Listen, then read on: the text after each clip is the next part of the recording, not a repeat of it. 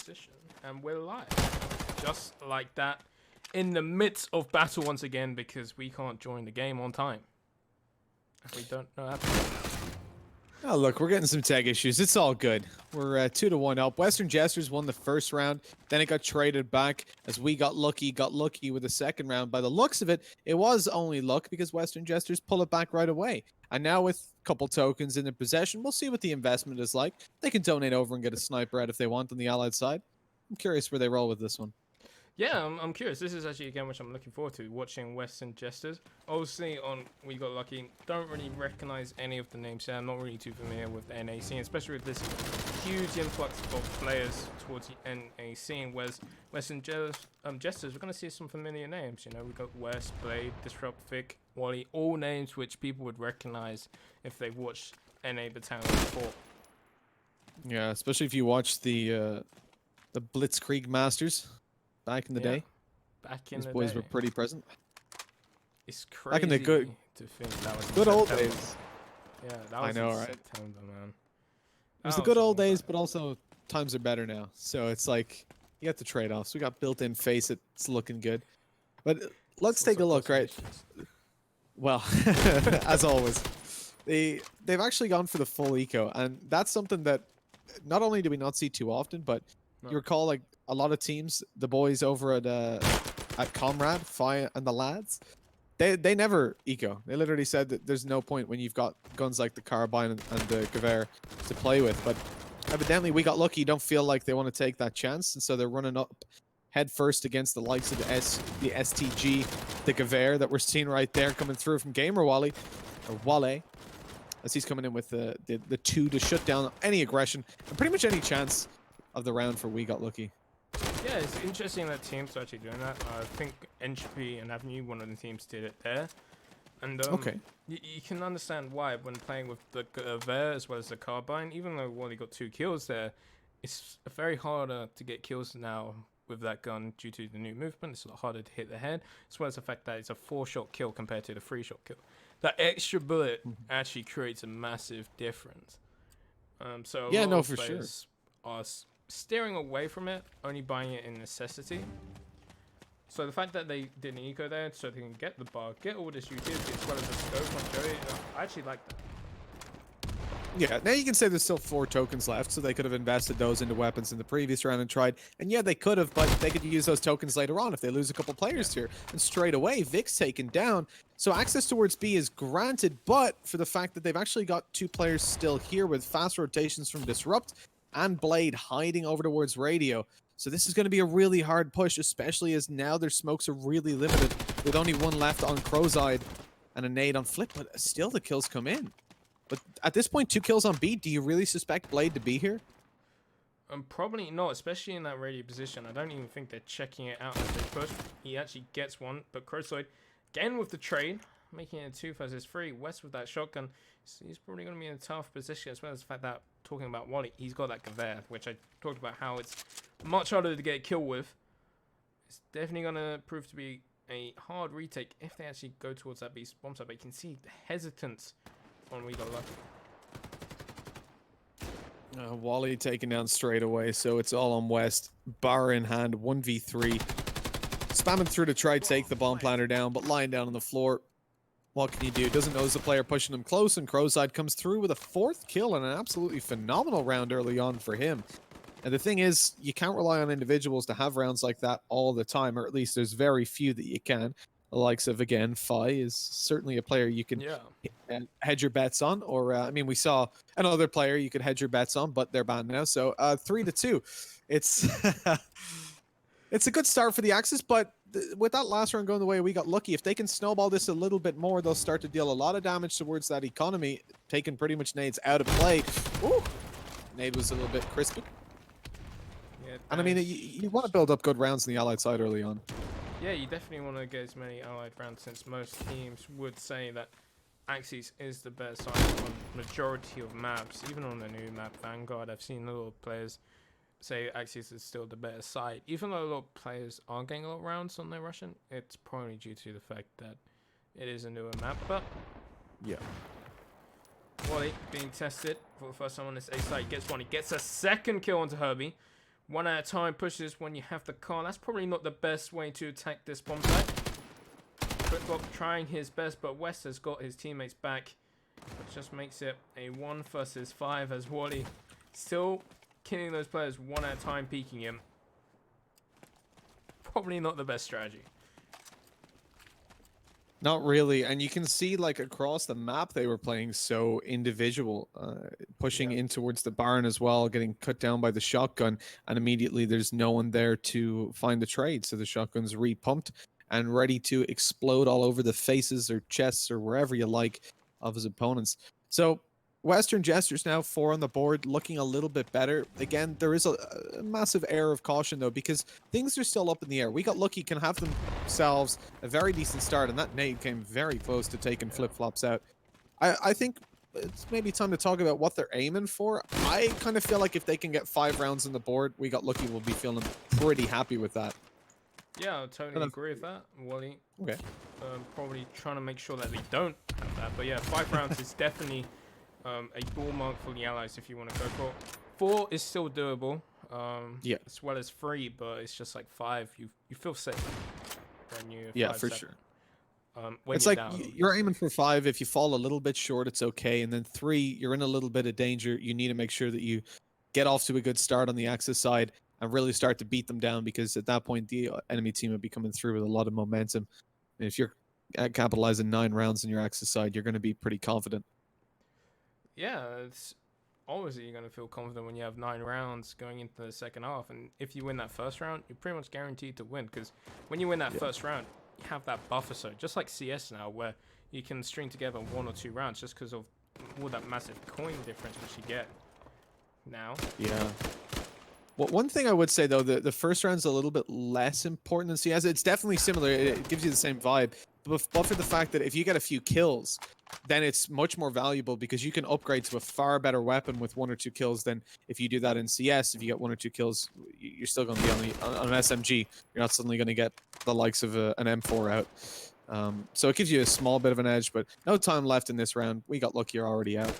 That does rely on you finding kills, right? And with the way We Got Lucky been playing kind of fragmented, a little bit individually, getting picked off without trades, that can become a little bit more difficult in a way when you swap over, but also you're forced into playing a more individual style on the Axis side a lot of the time. So maybe that'll feed into them a little bit better. I think teams that are newly formed generally tend to struggle on attacking sides in pretty much every game. Yeah, you can definitely see it. It'll be interesting to see how Western Jesters take it, because while these players have played with each other a lot, this is the first time I've actually seen them in a team together. Of course, Vic and West were in a team together. I think Disrupt might have been it. I can't really remember. But it'll be interesting to see how they approach their attack. Right now, Axis is always going to be stronger in this game because of that fact. Oh, it's close. Okay. It was close. Cabbage almost getting Vic, but Vic was quick to get that headshot. Probably should have got it, to be honest. When they're down to the 2v5, that's the first time you see them actually play a trade, and it was almost unintentional. Like at this point, you're definitely seeing much more structure from the Axis side. Now it's easier as a new team, let's say, if this was We Got Lucky on their Axis side, it's easier to feign that kind of structure when you're defending. So I'm curious as to that's something from West I like. The nade comes through later than usual, because he's got a couple tags with it so far, but never connected the kill. Waits a second, lobs that nade in, and good night and sweet dreams. Crowside, a player that we've seen be solely responsible almost for at least one of the rounds on the board. Well, Vic able to take out Joey, who was in top mana. Now it's Wally's turn to get even more kills, but he is finally traded. Only taking down 1. Vic able to take down another, just leaving Herbie, also known as that racing car in that Disney film. Be interesting to see if anyone knows that reference. I don't think he'll be moving anywhere all too fast, though. Oh, a little bit off time. Taking that shot, Disrupt eliminates him. It's like a tragedy here for We Got Lucky. They're certainly not catching a break. They're not getting lucky right now. No, as hopefully this will change with a heftier investment from them. It's the one upside. Yeah, right now it's, even though the rounds that they have won was due to their individualism, the individual players are really not stepping up compared to Western Jesters. It does come down to their team structure. Obviously, they're not setting up each other, so they can get into a position where the individual players can pop off. And at the moment, they do seem quite lost. They're not really targeting a site, and when they do target a site, they're not doing it together. Yeah, it's the major problem for them so far. This time they've got 2 players outside A, 3 outside of B. A 7-2 scoreline. Things are getting pretty desperate. 2 smokes left to play with. The spam going down from Vic. Connects a tag! And there's the shot eventually onto flip-flops. He's out of the game. And again, an opening kill for Western Jesters. It seems to be on just such a heavy, consistent basis this is coming through. I'm with 2 players outside B, 2 outside A. They got to cross back over, but you got to be careful. West has got a bit of control towards middle. It's Vic that actually finds the kill on the Crow side. I'm not sure where that was from, as West gets taken down. But again, that's a trade on the Axis side straight away. Something that we got lucky haven't been able to field so far. Vic right now, he's popping off. He's even got 1. He's even got the 4th. He's looking for the ace. Can he get it? Yes, he can with a nice headshot. Vic is absolutely insane, popping those heads, but he's also a very knowledgeable player. Like that kill, which he wasn't too sure where he got it from. He went on to top platform and got the player, which was top mana, which new players probably won't know, but some of the old players definitely know that trick. I've just checked out the... it still works. If you press P, you can again see players' names above their heads. I've just found that out, so I'm a roll with that one for a bit. I forgot it was... I didn't know if it was still in. It was definitely. I've been using it. Oh, wow, Wally. Ooh. Knows that line. What a player to take out. Yeah, but like Crow's out of all players to go down. Again, he's been that clutch player when they've needed him. West picks up one with the shotgun. You're into a 5v3, and again, it's so late on in the half already, and we got luckier just continuing to be torn apart. I mean, we talked about finishing with 5, 4, 3. It's looking like they might be not moving off of 2. At this point. Yeah, Wally holding that angle, able to get down Herbie, just leaving Cabbage left alone, and Wally will clean out 9-2. Looking for that 10-2 right now, Western Jesters, and their economy looks healthy beyond measure. I don't really see a team which has pretty much plus 10 on all 4 players. Coming into the last round as well. Yeah. And they're certainly going to be feeling good. But so it's so weird to see that they're being steamrolled like that. They've got such good economy. They've got... They've not got full nades? No. Well, they use the nades. Over on the Allied side, I'm surprised to see that there's like less utility coming into this round than what we've normally seen. But how and ever. I think someone might have been missing a smoke. I don't know. Ooh. Might have read it too late. The fact that Blade is able to get that many kills from that position is going to strike disaster for the team.